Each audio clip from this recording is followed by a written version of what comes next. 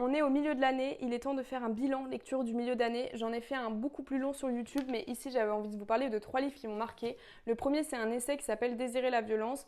C'est une journaliste qui s'appelle Chloé Thibault qui va revenir sur tous les films, les séries, les musiques de la pop culture et qui va expliquer pourquoi il y a de la violence qu'on n'a pas forcément vue dans ces films et dans ces séries et comment nous on va les reproduire dans la société. C'est hyper intéressant et ça permet d'avoir un autre regard sur les films qu'on a vus. Ensuite, un livre du BookTok que je pensais pas aimer, que j'ai beaucoup aimé, La vie invisible d'Adi Larue. J'ai adoré le personnage d'Adi, j'ai adoré les réflexions qu'elle se fait, j'ai adoré le fait que ce soit un livre très contemplatif. Voilà, c'était vraiment une très bonne lecture et j'avais peur d'être déçue parce que c'était BookTok, mais j'ai pas été déçue.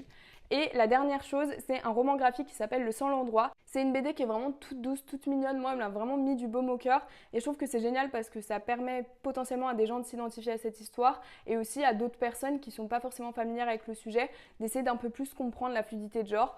Voilà pour ce mini bilan de milieu d'année. J'ai pas encore eu de gros coups de cœur, mais j'ai vraiment eu des bonnes lectures, donc j'espère que ça va continuer comme ça.